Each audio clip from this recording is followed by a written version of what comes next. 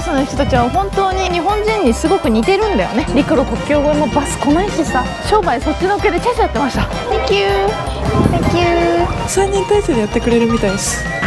おお、ふかしてるふかしてる。俺映ってんのみたいな顔してます。ピラフいただきます。うん、美味しい。なんか私エイリアンになったみたいです。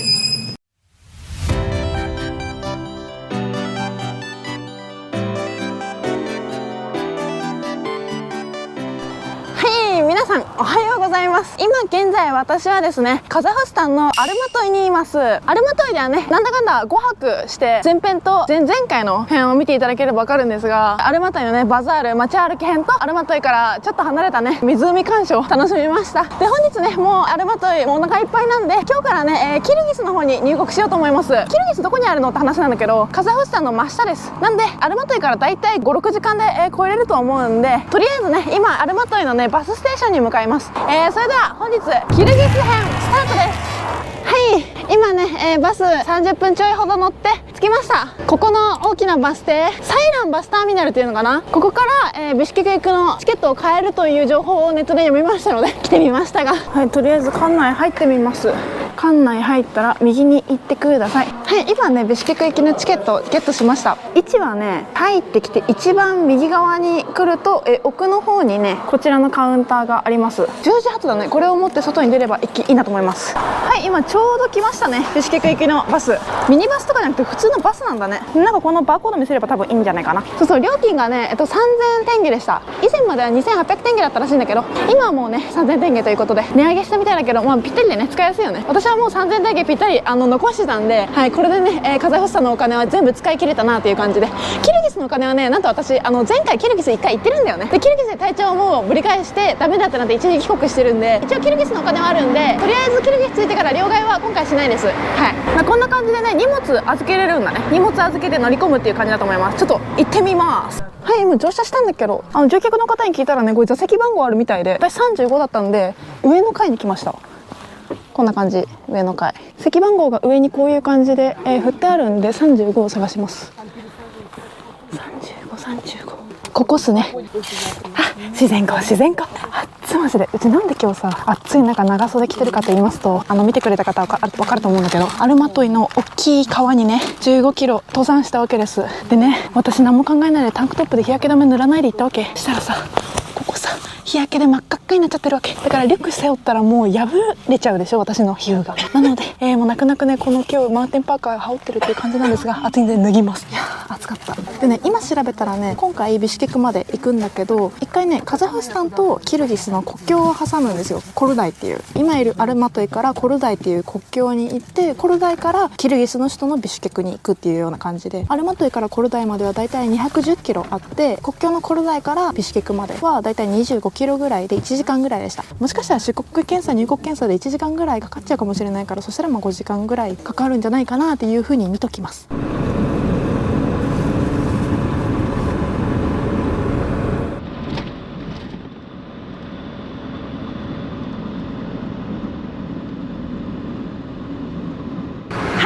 今ね、国境のコルダイに着きました。なんですが見てください、この渋滞のため今歩いてコルダイのね国境のところまで向かってるという感じでね、バスがねまずクーラー効かなくてめっちゃ暑くて寝れなかったです。で今の時刻が13時50分なんで、まあ、4時間弱って感じかな。カザフスタンの国旗が向こう側にありますね。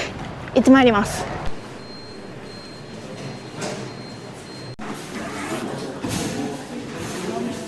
今現在ねキルギス入国しました。今がちょうど14時20分なんで、出入国検査、約30分ぐらいかかったっていう感じかな、トータルで。で今このねコルダイ国境からキルギスの首都ビシュケクに向かうというような感じになります。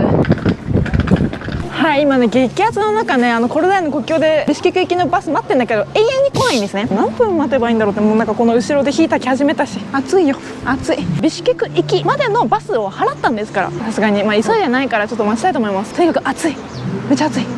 はい、今ねバス来ないんで30分以上待っても、はい、もうね4時ぐらいになっちゃうんで、カザフスタンからキルギス来たら1時間の時差がありましたって感じで、もう4時ぐらいになっちゃうんでタクシーで行きます。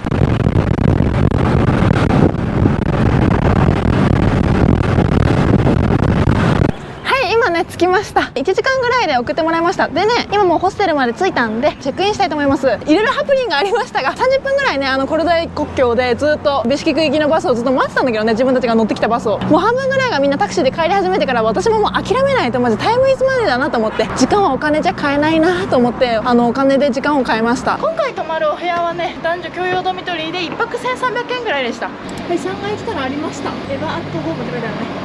はい、チェックインしてきます。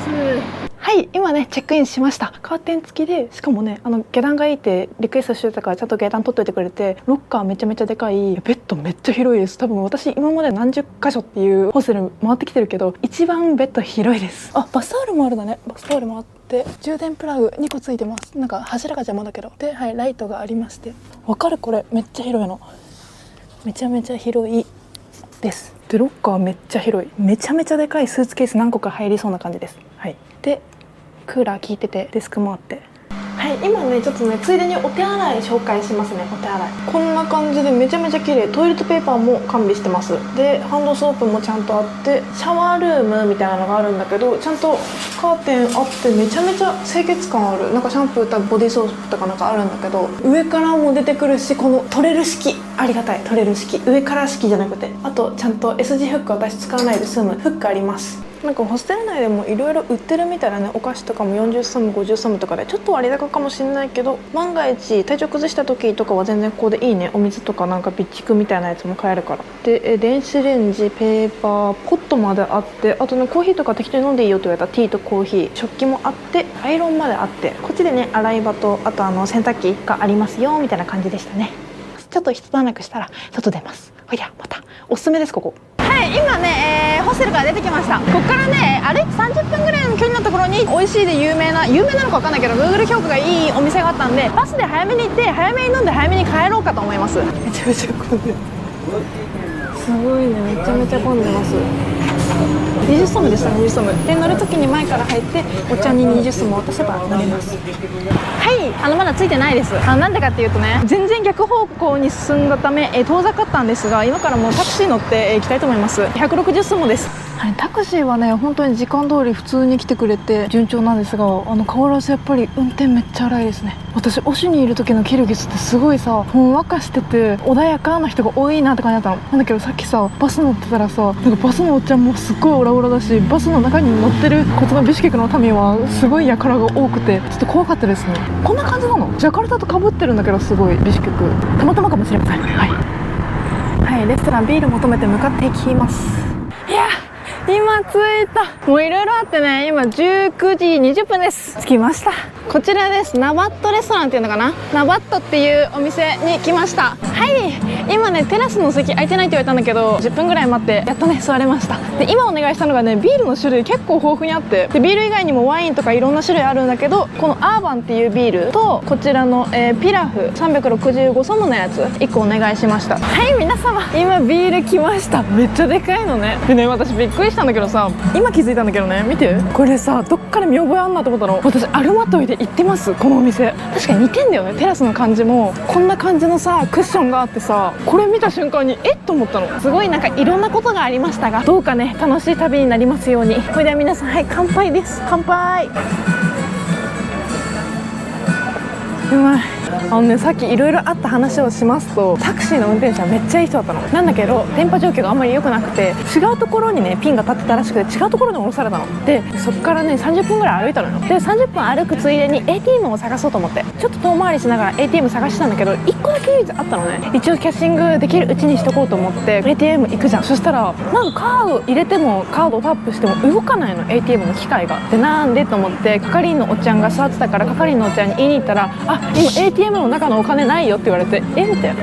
ATM の中にお金がないなんてことありますか？私初めてだよこんなみたいな。本当だよみたいな、結構ガチめに言われて、じゃあここの近くで他の ATM あるって言ったらね、一番近い ATM で3キロ先かとなりまして、諦めました。なんかねいろいろあるの今日本当に。さっきのバスもそうだし、来たと思って乗るじゃん。隣にすごいドレス着た女の人がいたの。その人がさ、空になったペットボトルに 1.5 リットルのやつをパンパンパンパンってうちにやってくるのよ、わざとみたいな。うんちゃんもうずっとなんかこんな揺れてね、プップップップッツッと鳴らしてんの。すごい大渋滞で時間的に良くなかったんだろうね。初日から疲れました。陸路国境越えもバス来ないしさ、30分ぐらい炎天下の中さ、重いの背負ってさ、見て見てこれ、ほらほら、これもう皮むけちゃったの。重いの背負ってさ、国境を越えれて、やった、キルギス着いた、バス乗って、あともうビシケク行かなきゃってなったけど、30分ぐらい待ってもバスが来ないわけですよ。なんでですかって。そしたら続々と一緒に乗ってた乗客たちがタクシーで帰ってくんです。で、半分ぐらいになってから私も悟りました。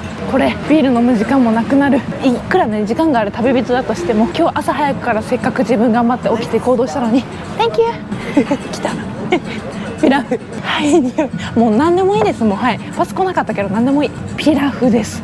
あー美味しそう。多分ね馬肉があるんだよね、ここに。はい、ちょっとお高めのやつだったからこれが乗ってますね。ピラフです。トータルでまあ1000円ちょっととかかな。いただきます。はい、じゃあいつも通りこの、可愛らしい唐辛子ちゃんを溶けまして、入ってるものはなんかレーズンも入ってるね。レーズン、馬肉ソーセージみたいなもの、あとうずらの卵ちゃんがすごい可愛い感じでねカットされてます。あとゴロゴロと、ラム肉みたいなものとか、黄色いパプリカなんかも、オレンジも入ってます。でこれを、程よく均等に入れましていただきます。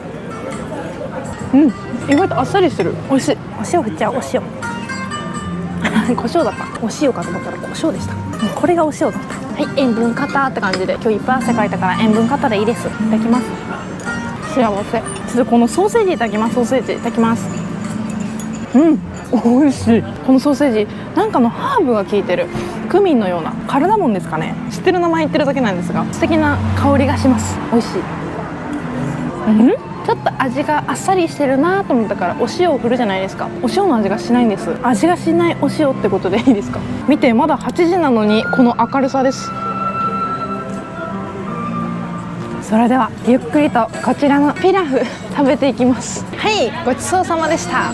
じゃじゃん、綺麗に食べました。でまた興味本位でかじってみたのですが全然いけませんでした。辛かったです。はい、とっても美味しかったです。赤い機械でなんか注文してくださいみたいな、ケンタッキーみたいなのもあります。でなんか推しにもありましたが、こういう感じでアイスクリームみたいなものもありますね。すごいよね。もう9時になるのにこの明るさです。はい、今ねキャッシングやっとできました。こちらのなんたらバンクみたいな名前の、はい、ここですね。マックスが8000スムしか下ろせなかったんで8000スム下ろしました。前回も私キルギス来た時に一応お金の紹介したんですが、一応これもしときます。1000ソムとか200ソム、こういう感じで顔、誰かの肖像画みたいなやつが書かれてますね。500ソムも顔が書かれてます。で裏面はどれもこんな感じで、建物が書いてあります。はい、こんな感じです。で1スムあたりが2024年の6月現在で 1.85 円ぐらいでした。やっとねキャッシングもできたということで、ここからゆっくり歩いてホステル帰ろうかなと思います。それではまた明日。翌日、はい、皆さんおはようございます。今現在の時刻が11時半です。今からねお腹空いたんでちょっとバザールの方に行きたいと思います。オシュバザールっていうねちょっと大きめのバザールがあるらしくて、そこで昼ご飯食べたいと思います。ちょっとねスリが多いらしいから、一応バッグのファスナー閉めるとかスリ対策、して注意して歩いていきたいと思います。はい、今ホステル出てすぐ、真ん前の通り歩いてるんだけど、結構使ったなっていう食器、結構来たなーっていう服とか、すごいね。ここはなんかいかにどれだけ使いましたよ、年季入ってますよっていうのをアピールする市場なんだと思います。結構履きましたよみたいな、ジョーダン潰れてますね。すごい、これを結構使ったよっていうペンチかなんかが、はい、ウエストポーチなんかも50テンゲとか、50スムか、安いの100円しないぐらいでも売ってますよ。こんなこと言ってはダメですが、落とし物でしょうかというような感じのものがたくさん売ってますよ。なんか他のねアルマトイとかで行ったバザール付近とか、ああいったところよりかはちょっとやっぱりね、なんだろう、汚い。はい、ちょっとだけね、ちょっとだけ。でもこういうのが私は好きなんで、はい、歩いててすごい楽しいですよ。よく見る恒例、山積み靴ですね。山積み靴、チェスやってます。商売そっちのけでチェスやってました。ここはなんかの工具でしょうか。ほら、ああいう蛇口とかなんかバイクにつけたらかっこいいと思いますよ。疲れたら私これ買います。そんなに高くないと思うので。可愛いのもいますね。ほらまた年季入りましたよっていう鍋とか、はい、帽子、なんかこのいるね、偽物っぽいの。こういう感じでなんか普通のメンズのお洋服屋さんなんかもありますね。なんかこのバザール付近になるとね、男性しかいないのはなぜ？ほら、なんか男性しかいないのはなぜ？気のせい？なんか女性やっぱり危ない？あ、よかった、おばちゃんいてちょっと安心しました。なんだろう、植物売ってます。ここは大きなスイカだとか、なんか夏っぽくていいですね。40だって安いですね。でトウモロコシも20ソムで売ってます。トマト大きいの60テンゲ、キュウリみたいなちっちゃいやつ25テンゲ、青リンゴ85テンゲとか。はい、オシュバザールって書いてますね。とりあえずちょっとここのお店ちょっとちらっと見ていきます。ここなんかローカルフードっぽいね、なんか屋台みたいなのもありますね。これちょっと第一候補ですね。なんか変電プラグだとか、これです。キルギスアルマトイもこれでした。結構ね、たまにこういう感じで陥没式のプラグがあるんだけど、ホステルとかでなんか変換プラグがね刺さらないことがあるんだよね。だからそういう時は多分こういうのを買った方がいいんだと思います。なんかこういう感じでこっちの通りも野菜とか売ってますね。なんかパンも売ってます。ほらパン安いね。30ソムとか25ソムとかですよ。50円ぐらいで買えちゃうっていう感じだね。はい、お洋服屋さんがずらーっと。ここら辺はお洋服だね。なんかこれみんな美味しいって勧めてくれたんで、50ソムで買ってみます。Thank you。 いただきます。水切りヨーグルトだ。これ飲みたかったの。アルマトイのね、お食事屋さんでこれがねショットグラスみたいなやつで出てきて、それがすごい美味しかった。微炭酸が効いた酸っぱめの酸味のある水切りヨーグルトという感じです。目の前ではなんかお靴をきれいにしてるおっちゃんがいます。なんかこんな感じでファーストフード、ストリートフードも売ってますね。やっぱここさくらんぼとかビワーみたいな桃みたいなのとか、キンキンに冷えてなさそうな飲み物。入り口付近は本当にバッタモンの聖地というような感じで、なんかそれって本物みたいな、バッグとか靴とか、そういったものが多いですね。でこちらは、ベルトとかキッズ用品、ヘッドホンだとかこういう電子機器。ここはなんだろう、袋で包まれたパンが、ファミリーサイズで売ってます。めっちゃ安い。なんかふすまパンみたいに中身が全然何も入ってませんみたいなのもありえますね。はい、向こうにはシャネルだみたいなバッグもあったりだとか、はい、なんかサッカー少年が履いてそうな靴なんかもあったりとか、ここ行きましょう。ちょっと半やないみたいな。ここはナッツ類が多いね。ほらイチジクみたいなやつかな。ドライフルーツが売ってますね。なんだろう、そんなになんか匂いとかはきつくないかも。なんか待って、室内のなんか巨大スーパーみたいな、半野外スーパーみたいなのが出てきました。チャイラテ、チャイもありますね。なんかこういう感じでね、韓国料理も多いんだよね。ウズベキスタンの市場なんかも、韓国料理がすごい多かったんだけど、ずらっと並んでますね。これ多分あれじゃないかな、アルマトイにも結構あった蜂蜜じゃないでしょうか。この白蜂蜜、これかなよくわかんないけど、白蜂蜜は日本であんまり手に入らないからこっちで買う方多いみたいですよ。もうなんかナッツ系とかはもうあれだね、どこの市場でもなんか最近見飽きました。ごめん、もうこんな種類があるんですね、本当に。はい、今ね最初に通った料理屋さん戻ってきたんで、ちょっとここでお料理食べたいと思います。なんか地元の方しかいないからどうなんだろう、食べれるのかなって感じだけど、これシャシリクだね。シャシリクが1本150から180、130のものとかもありますね。はい、今ね、座って届きました商品でね、ここイングリッシュメニューとかなくて、現地の、キルギス語のメニューしかないんだけど、翻訳機使ってでなんとなくで、通じました。でね、届いたんで紹介します。タシケントピラフっていうらしいです。はい、なんかもう私ウズベキスタンのタシケントでピラフ食べたんですが、なんかおすすめ聞いたらこれって言われたんで、これに頼みました。これ200ソムでした。であとね、このブラックチャイ50ソムだったかな。テラスが全部埋まっちゃってるんだよね。店内も、このような感じでもうほぼ満席というような感じになってます。ちょっとねいい感じの窓側席が空いてたんで、ここにします。はい、それではねピラフいただきます。まずはちょっとこのブラックチャイからいただきます。美味しい。本当に紅茶って感じ。はい、それではいただきますね。特になんだろう、うずらの卵とかそういったものは入ってないですが、牛っぽい、いやラムですね。匂いが羊です。ちょっと臭みのあるお肉がゴロゴロ入ってるんで、ラムちょっと入れましていただきます。美味しい。多分ラム肉もね、ラム肉でなんか別で味付けしてんのかな。甘いんだよね。ちょっとジンギスカンみたいな。美味しい。ウズベキスタンのタシケントで食べたピラフよりもこっちの方が好きですね。でも本当にここ人気店なんだと思います。出入りがすごい。やっぱりキルギスは主食がパンだからさ、どこの席もパンが出てます。ちょっとカメラに映るか分かんないけど、ほらここの3択全部、パンが出てますね。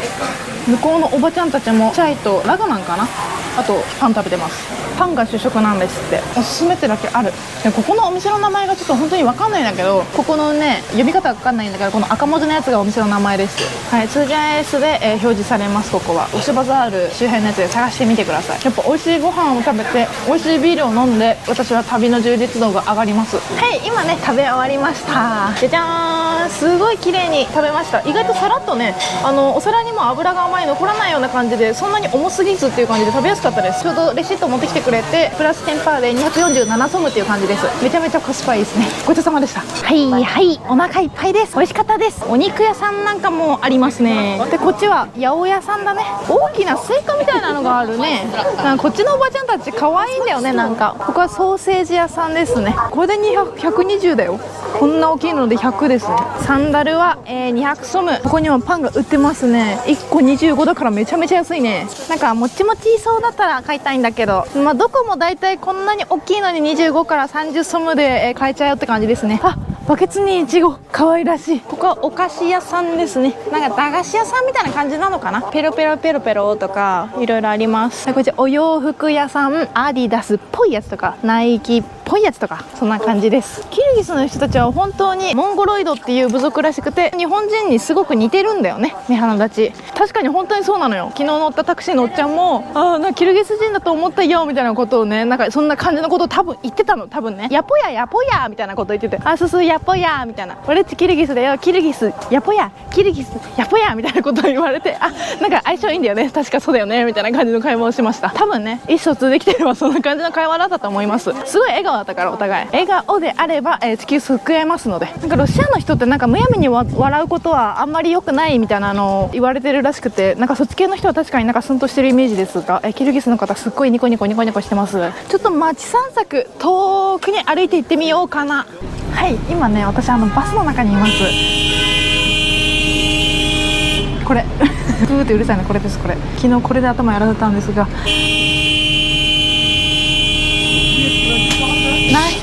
今ね50分ぐらい歩いた先を目指して歩いてたんですが、ちょうど今ねそっち方面のバスがいまして、で今乗り込んだわけですよ、リベンジで。とりあえず進行方向一緒であれば、曲がるまで乗ってれば大丈夫だろうということで、ここまっすぐ行ったら着くからさ、どっちみちこれに乗ってればいいわけじゃない。だからちょっとリベンジして今20ソム払って、乗りました。なんかすごいバスの大渋滞みたいなのが起きてます。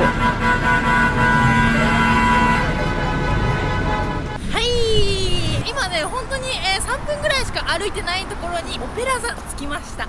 すごい大きいよね。オペラ劇場はホーチミンで見ましたね、1回。それ以来ですよ。オペラまたはバレエの劇場みたいですね。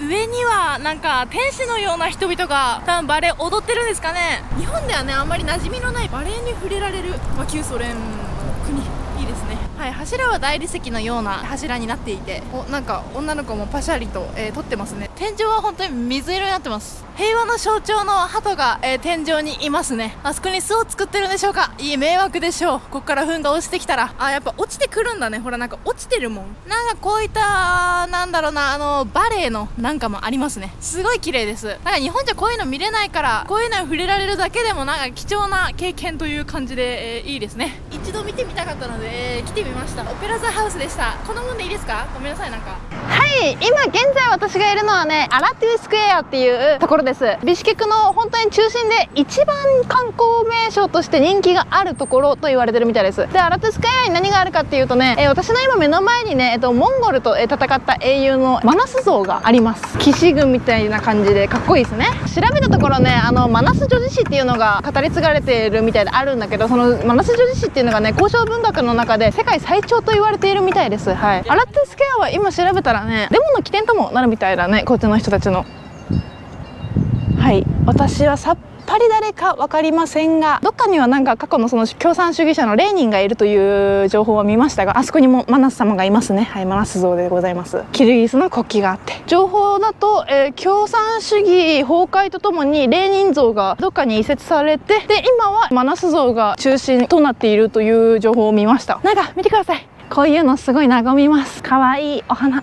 見て、ここの中心からまたなんかうるさい列車来ちゃいましたがお花畑と木の隙間から像があって、像の上に、キルギスの国旗が見えるというような感じで素晴らしい。そういう配置にしたのかね。今歩いていたらね、探してたレーニン像ありました。レーニンです。共産主義者の、数少ない像、レーニンが残ってます。なんかこれもなんかの演出なんでしょうか。ブルドーザーがレーニンを立ててるんですかね。くるくるくるくる回れないかなみたいな、あんまり運転に慣れてないお兄さんがいましたね。おお、ふかしてるふかしてる。排気ガスでお花をいじめないで。レーニンでした。遊園地向かいます。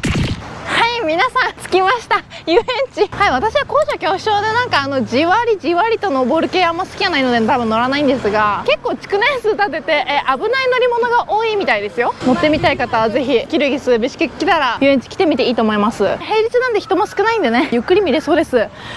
絵を描いてあげますよのコーナー、1枚3000円染めって書いてますね。はい、観覧車もありますよ。皆さんなんかこういうの見ると私ポカラで一人で乗った絶叫を思い出しますなんかすごい気持ち悪い綿あめありますよ。ピカチュウの気持ちが悪い綿あめ。おじちゃん落ちないでね、見るなよというような感じのクマがいました。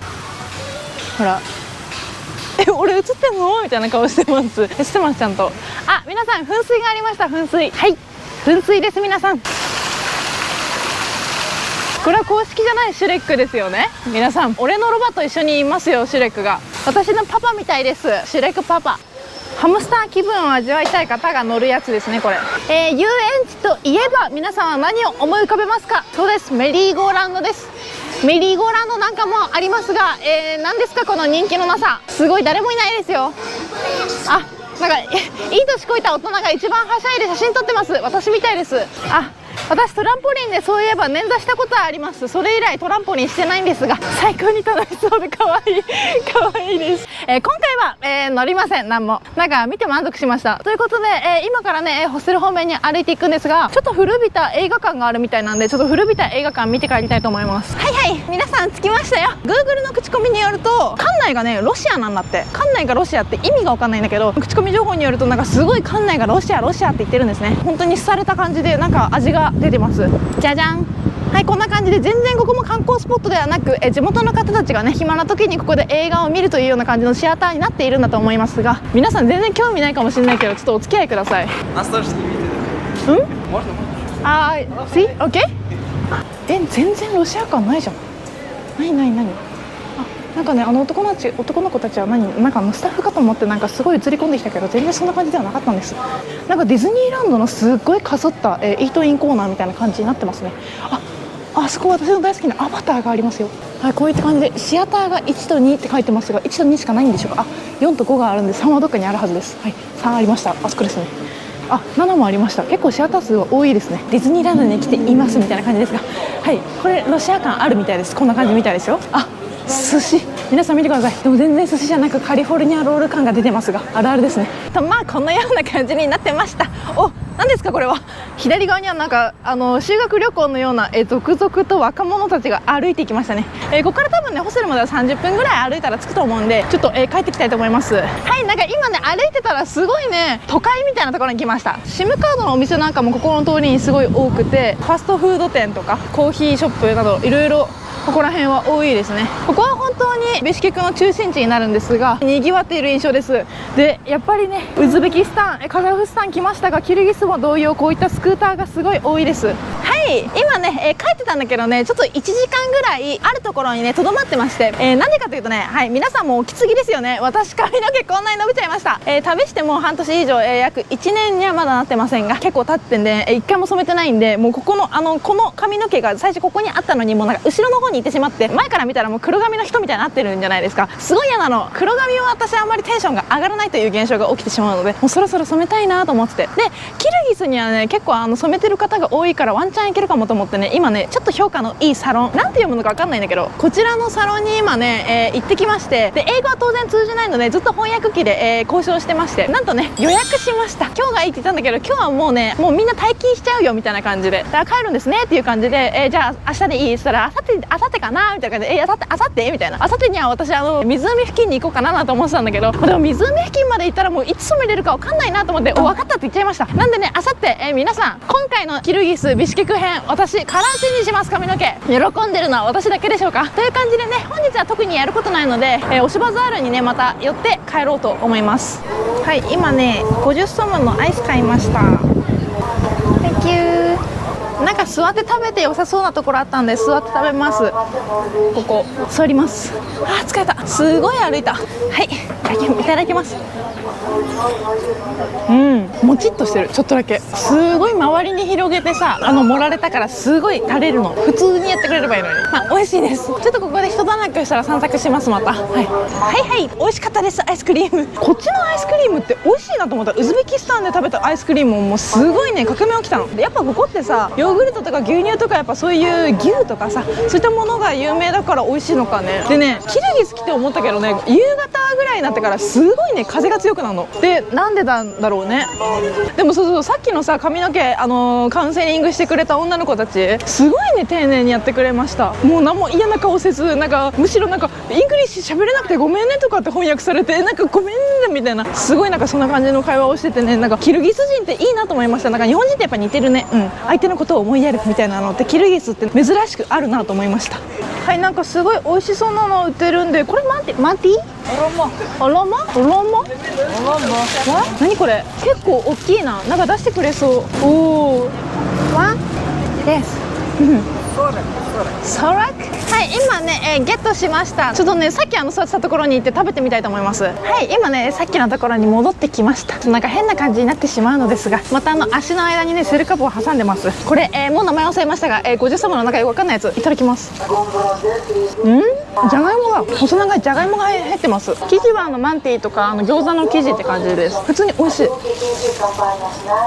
こんな感じ、じゃがいもとチーズなのかな、細長いのが入ってるって感じで、こういう感じのマンティーみたいなワンタンのような生地で包んであるヘニャヘニャなやつ40ソムなんで結構安いよね。素朴な味だけど結構、ボリューミーなんで1個で結構ねお腹いっぱいになるかもなーみたいな感じです。はい、ごちそうさまでした。意外となんかスルッと食べました。美味しかったです。ここアイゴンバコちゃんとあるんでポイと特に何もやることはないのですが、バザールの、中側歩いてみましょうかな。靴下いっぱい売ってます。ここはもうメンズのお洋服っていうような感じですね。可愛いベイビーが前から来ます。可愛い。はい、なんかスーパーマーケットみたいなのあるんで入ってみます。キルギスのコンビニあんまり値段表記があるっていうところあんまないんだよね。あ、でもポテトチップスとか書いてますね。レイズのこのちっちゃいやつで90ソム。コスメがすごい充実してますね。ほらアイシャドウ、多分私のチャンネル見てる人男性陣が多いかもしれませんが、アイシャドウありますよ。女性の視聴者がこれから増えるっていうのを前提に考えて、リップとかはね120ソムとかだね。安いやつとかだと80ソムとかで売ってます。色味はたくさんありますね。グロス系だとか、普通のリップだとかいろいろ品質はよく分かりませんが、ドライヤーなんてあるのね1100ソムとかだよ。そんな感じで買えちゃうみたいです。生理用品なんかも売ってますね。生理用品は100ソムとか、どこの国行っても生理用品の値段は変わらなそうです。はい、こちらこれキッチンペーパーかな、トイレットペーパーか、キッチンペーパーなんかキッチンペーパー2つセットで180ソムですね。日本とそんな変わらない感じする。トイレットペーパーないんですかね。あ、トイレットペーパーありました。トイレットペーパーあ、これ犬用だ。犬用170ソムです。はい、なんかね物価紹介に適したお店ではなかったです。なんか雑貨とかね、特殊なお玉とかそういったものが多かったです。あ、なんかトイレットペーパー単体で売ってますね。これ包帯みたいにめっちゃ伸びるタイプのやつです。多分ウズベキスタンでも買いましたね。平均10ソムっていう感じだね、ワンロール。固形石鹸が40ソムで売ってます。結構な重量大きいな感じなやつです。またはいここでクスクのようなものを飲んでますね。なんかやっぱりキルギスなんかこういうバーバーショップみたいな、あとネイルだとか、女性もこういう感じで髪染めれちゃうよみたいなところがすごい多いです。はい、昨日ねホステル帰る前にここちょっと寄っていろいろ見たんですけど、一応ここ、値札あんまりなかったけど物価調査したいと思います。はい、値段がね書いてあるものだけの紹介になっちゃうけど、こういうなんかジュース系の缶75ルピーです。一律お酒、ウォッカみたいな、これなんかよくわかんない、なんかあんま詳しくないからわかんない、ここらへん。この中スミノフみたいなこれ、600ウォッカですね。寒い国だからね、こういうのを持ってトレッキングとか行くといいんじゃないでしょうか。これブランデーみたいな形したウイスキーみたいなやつが350ソム、こういう 100% ジュースみたいな感じのものが150ソムですね。韓国ラーメンみたいなやつが130ソムとかで売ってますね。カップのやつでも85ソム、カップの方が安いって。なんかバナナヨーグルトみたいなやつが90ソム、これチーズなのかなバターなのかな、80ソム。ヨーグルト1カップ75ソム。私の好きなこのシリーズ、1袋で70ソム、めっちゃ美味しいですよこのシリーズ。クッキー大きいのでも80ソム。朝食べるシリアルみたいなやつは、150ソム200ソムとかそんぐらいで売ってます。とりあえずこの2つ買います。70ソムと90ソムで、160ソムですね。はい、ウェハースとなんかこのヨーグルト買ったんですが、このヨーグルトちょっと飲みたいので飲んでみます。いただきます。なんか飲むヨーグルトとかじゃなくて、ヨーグルトスプーン使って食べるやつです。これ、美味しいです。はい、なんかサモサっぽいの売ってるんで、これちょっと1個買ってみます。はい、なんかねこっちおすすめされました、お客さんたちに。65ソムみたいです。いただきます。全然牛まで到達しませんでしたが美味しいです。なんか双眼鏡みたいですねこれ。はいはい、食べかけね、ちょっと申し訳ないけどこんな感じで牛肉、玉ねぎとかいろんなハーブっぽいのも入ってます。こんな感じでもうここからね5分ぐらい歩けばホステルなんで、今日はもうホステルに帰ります。で多分カメラ回すのはね、あさっての、髪染めに行く美容院の日だと思うんで、またあさって翌々日おはようございます。昨日は一日ねちょっと一人で、バザール行ったりとかいろいろしてたんだけど、今日やっとね髪染める日で、予約9時からね入ってるんで、今日ねやっとこの汚い髪の毛とおさらばです。ちょっとね傷んじゃってるんで、毛先とかもブリーチしてる分ちょっと切ってもらおうかなと思います。10センチぐらい切るかな。世界一周して初、海外で髪を染めるというような感じになるんでね、すごいワクワクしてます。今もうね8時55分5分前なんでね、今から、そちらのサロンにね、向かってこの髪チョキンチョキンして染め染めしていきたいと思います。はい、サロン着きました。一応ね撮影許可はもう事前に取ってあるんで映します。はい、こちらのサロンですね。なんたらサロンわかりませんが、こちらに行ってきたいと思います。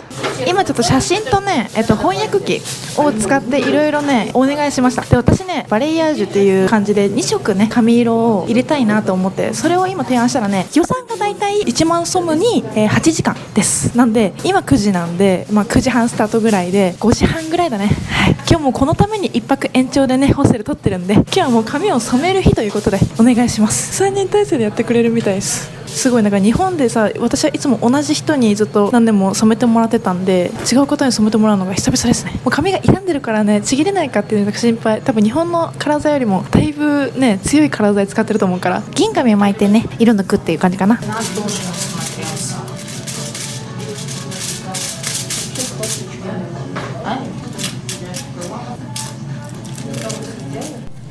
ちょっと寝てて起きたらこんな髪になってました。すごいね、今がもう11時半だ。2時間ぐらいずっとやってくれてますね。こんな感じでなんか私エイリアンになったみたいです。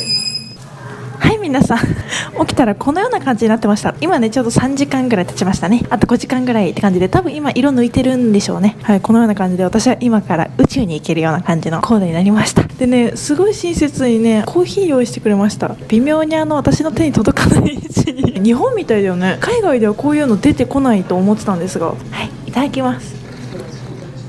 ちゃんとブラック、キルギス式の染め方なんですかね。ちょっと、このまま放置して様子見てみます。はい、私今びっくりしたんだけどね、なんとねじゃじゃん、プロフ出してくれました。やばくない？ご飯系が出てくることってないよね。私びっくりしちゃった。日本でもないよね、こんな親切なところをね。いただきました。プロフって何？なんかみんな作れるもんなんだ。どこのプロフよりもうまいっす。これレンチンなのかな？レンチンじゃないよね。うまいもん。ちゃんとお肉入ってるし。今日何も食べないつもりで来たのよ。私我慢しようと思って、断食気分で行くかと思ってさ、朝ごはんも何も食べてないんです。確かに5時半までお腹持つかな、いやでも持つしかないよななんて思ってたの。びっくりですよ。こうやって普通なの、こっちって。フードが出てくるなんてうち思いもよらなかったですね。だから照明の感じ悪すぎない？なんかすごい明るいんですよ。明るいんだけどなんか私の顔がすごい暗く見えるんだけど、何このような感じでいただいてます。でね、配慮がすごいの。このお客さんにさ、クーラーの冷風が当たらないようにってこうやってちゃんと工夫してあります。こういうちょっとした気配りよ。私びっくりしちゃった。ちょっとこれゆっくり食べてまた放置されてます。はい、皆さん今終わりました。どうでしょうか。個人的にね、めちゃめちゃ今ね上がってます。 Thank you。 めちゃめちゃ良くない？髪色。落ち着いたね、結構ね。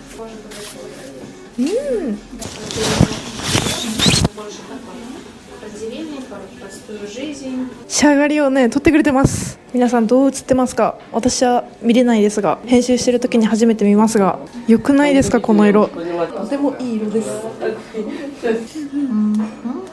OK。Хорошо。О, спасибо. Пожалуйста. Пожалуйста. Пожалуйста. Is welcome. Пожалуйста。的には私オーダーして、あ、でも10センチ切ってこれか、結構伸びてたのね、私。Один фото. Yes。Угу. Окей. Потом скину. Давайте вот этот. Все. Так, улыбаемся. Всегда пожалуйста. Welcome, Кыргызстан. はい、今ね終わったんだけどね、シャンプーとか、あとパフューム入りのねシャンプーとかコンディショナーとか、そうマスク系を売ってるみたいです。で1個あたりだいたい大きいやつでも2000ソムとかだから結構コスパいい。このピンクのやつと白のやつかな、テスターをね2回分のやつをもらいました。10500ソムでした。はい、だから日本円で2万円弱っていう感じだと思います。すごいみんな見慣れないかもしれませんが、はい、こんな感じになりました。バイ。バイ。See you。めちゃめちゃ良かったです。皆さん、はい、自然光に当たった私の髪の毛こんな感じになってます。概要欄にね、一応キルギスで髪染めたいなっていう女性がいれば、ここすごいおすすめなんで載せときます。気に入りました。皆さんどうですか？ちょっと陰キャな私なんか大丈夫そう？これ私個人的にすごい気に入ってんだけど、皆さんにはどう映ってるんですかね。8時間でしたけどね、私いつも長くても 4,5 時間とかなんで、この染め方やる人ってあんまいなかったみたいで、すごい試行錯誤しながら協力体制でやってくれました。すごかったよ。顔洗う時もね、なんかさマジ溺れんの。日本のさ髪洗う時ってさ、半分横になって45度みたいな感じじゃん。90度で首だけグイーンみたいな感じで洗うわけよ。首もげたまま溺れるの。わかる？まあでもそれ以外は本当に最高でした。多分傷んでたものを全部切ってくれたんで、ある程度傷んではいるんですが、結構ねいい感じになりました。そんな感じでちょっとご飯をね買って帰ろうと思うんで、このままちょっと歩いて帰ります。はい、もうね切ってもらってすぐに結ぶっていう最悪なことしちゃってるんだけど、暑すぎてね、もうほらほらピーポー鳴ってます。救急車でしょうかね、なんでしょうかね、ピーポー鳴ってますね。意外とねオシに比べてビシケクはいろんなサイレンがすごい鳴りやまないです。本当に夜中とかも。いつも行ってるコンビニでお買い物してもらおうと思います。こちら何点も書いてあるのか分かりません。はい、とりあえずここで私、買い物します。今買いました。このなんかよくわかんないパン、多分クリームパンみたいなやつかな。100ソムぐらいで、これが多分100ソムぐらい。またでこのビールが130ソム、この3つで。はい、皆さん、今私ね、どこにいるかと言いますと、そうです、ホステルの階段です。ビール飲みたいと思います。ここで多分ね部屋飲んじゃいけないんで、宗教絡みでね飲めない方とか飲まない方がいるところで、飲めるとしても飲むことがちょっと私は嫌なので、それでは皆さん、なんか階段でごめんなさいですが、私、髪の毛染まりましたということで乾杯。